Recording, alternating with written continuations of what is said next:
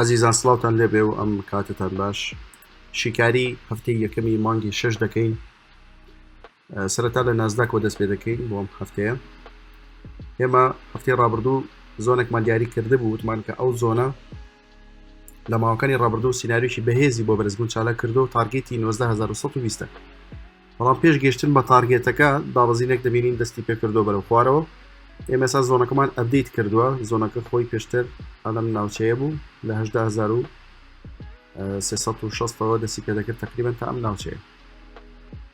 ئەم جوڵە خێرایی کە ڕوویدا لە نازداک ئەم دابەزینە خێرایە بەهۆی هەواڵەکانەوە بوو، بە تایبەتی ڕاگەاندنی ئاماری قازانجی کۆمپانیای ئینڤیدیا و هەندێک لە کۆمپانیەکانی دیکە کە هەواڵەکە زۆر سلبی بوو بە نازداک بۆ هۆکاری ئەم دابەزینە خێرایە. بەڵام ئەم دابەزینە بەپێی شیکاری ئامادەکاریە بۆ بەرزبوونێکی نوێ، بۆ تۆمارکردنی لووتکەیەکی نوێ لە ئاستێکی بەرزتر.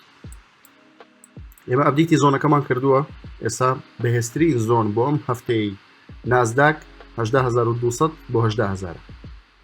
ئێمە ناڵین نرخ دێتەوە بۆ ئەم ناوچەیە، بەڵام ئەگەر ڕیتێز بکاتەوە تا لە سەروی ئەم زۆنە بێت، ئێمە باشتر وایە بە دوای دەرفەتی مامەڵی کڕیندا بگەڕین لەبەرەوەی نازداک هێشتا لە هەوڵدایە تارگێتی 19120 بپێکێن.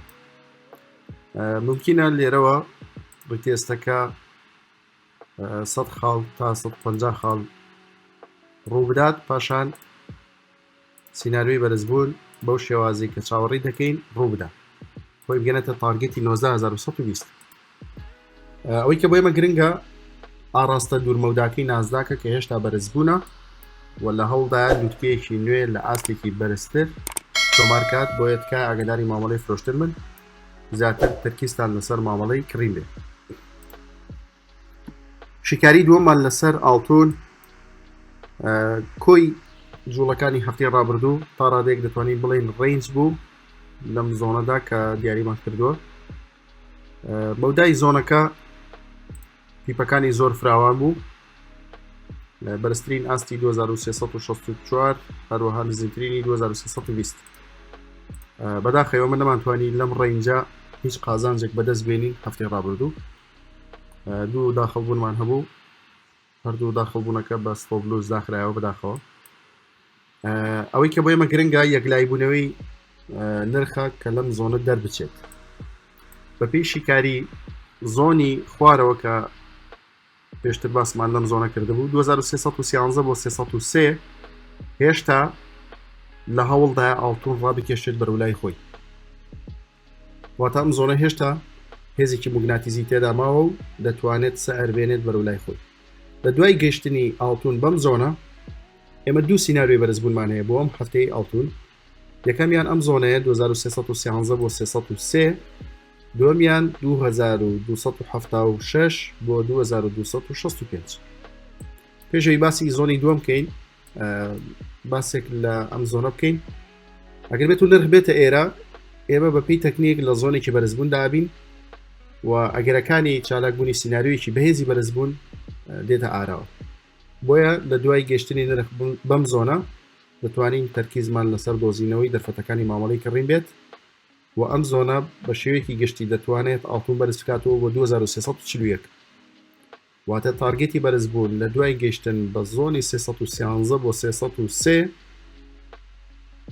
تارگێتی بەرزبوون 2341 دەبێت.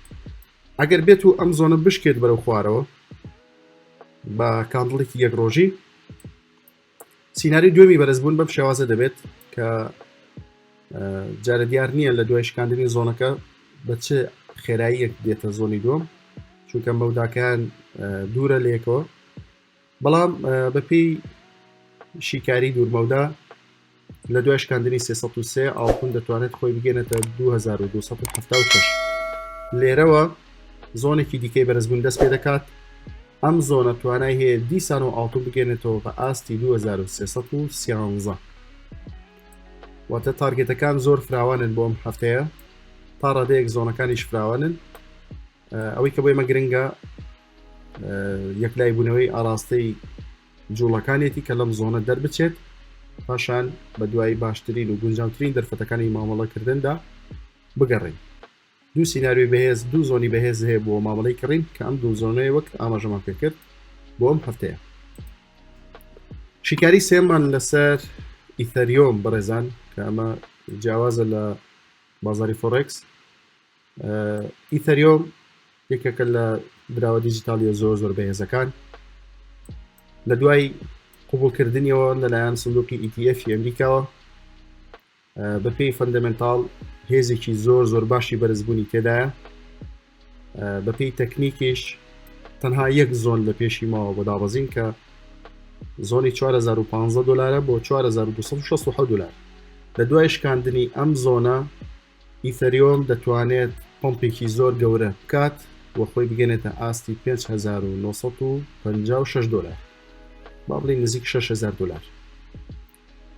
ئەم جوڵەیەش ڕەنگە بەشێکی زۆری ئاڵتکۆینەکانیش لەگەڵ خۆی ببات بە ئامانجیەوەی کە تارگێتێکی نوێ لە ئاستێکی بەرزتر تۆمارکەن. بەڵام ئەوەی کە گرنگە لە دوای شکاندنی زۆنەکە ئێوە دەتوانن سوود لە ماوەڵی کڕین وەربگرن لە ئیتەریۆم بە شێوازی سپۆت لە دوای شکاندنی زۆنەکە بیکڕن بە ئامانجی گەیشتن بەم تارگێتە.